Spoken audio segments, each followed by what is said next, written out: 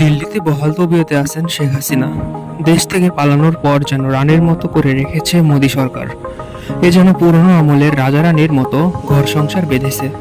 চলুন দেখিনি কেমন আছেন আমাদের সেই পলাতক মহারানী।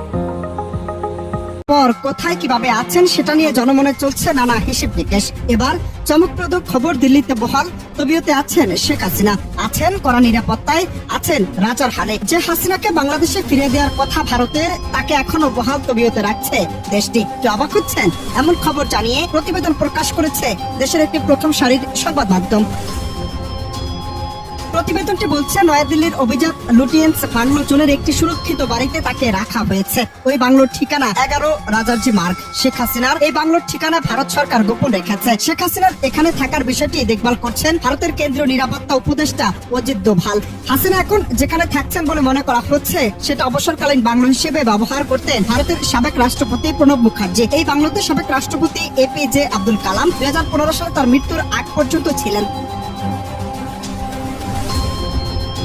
লুটিয়েন্স দিল্লি হলো নয়াদিল্লির একটি অভিজাত এলাকা। দিল্লি লুটিয়েন্স এলাকায় এমপি, মন্ত্রী, বিচারপতিরাই থাকেন। খুবই পশ এলাকা। মনে করা হচ্ছে সেখানে শেখ হাসিনা রয়েছেন রয়ের তত্ত্বাবধানে। প্রতিবেদনটি আরো বলছে, ইন্ডিয়ান নিউজ পেপার সোসাইটির সিনিয়র এক সাংবাদিক নাম না প্রকাশ করার শর্তে জানিয়েছেন, রাজাজি মার্গে ব্যাপক নিরাপত্তা আগের চেয়ে কড়াকড়ি বেড়েছে। তবে কেউ নিশ্চিত নয় যে শেখ হাসিনাকে কোথায় রেখেছে ভারত সরকার।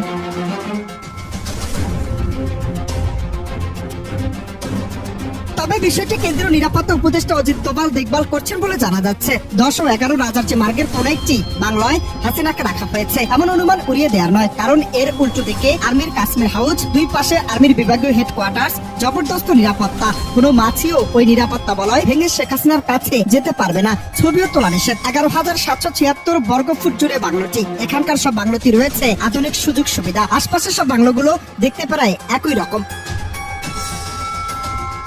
এর আগে ভারতীয় সংবাদ মাধ্যম দ্য প্রিন্ট বলছে, 5 আগস্ট ভারতে পালিয়ে আসা বাংলাদেশের সাবেক প্রধানমন্ত্রী শেখ হাসিনা বর্তমানে নয়াদিল্লি লুটিয়েন্স বাংলো জোনের একটি সেফ হাউসে বসবাস করছেন। লুটিয়েন্স বাংলো দেশের মন্ত্রী, সিনিয়র এমপি ও শীর্ষ কর্মকর্তাদের জন্য বরাদ্দ করা হয়। শেখ হাসিনার মর্যাদাকে গুরুত্ব দিয়ে তাকে লুটিয়েন্স বাংলোয় রাখা হয়েছে। ভারত সরকার তার জন্য কড়া নিরাপত্তা বলয়ের ব্যবস্থা করেছে। তবে দ্য প্রিন্ট সূত্রের নাম প্রকাশ করেনি।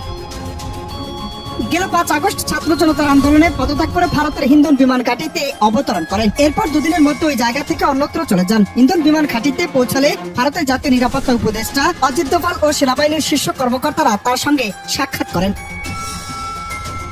শেখ হাসিনা বেশি সময় ওই বিমান ঘাঁটিতে থাকতে পারতেন না, সেখানে ব্যবস্থা পর্যাপ্ত ছিল না। সুতরাং মাত্র কয়েকদিনের মধ্যে তাকে একটি নিরাপদ স্থানে সরিয়ে নেওয়া হয় এবং তারপর লুটিয়েন্স দিল্লি নিরাপদ ও সুরক্ষিত এলাকায় একটি সেফ হাউসের ব্যবস্থা করে ভারত সরকার।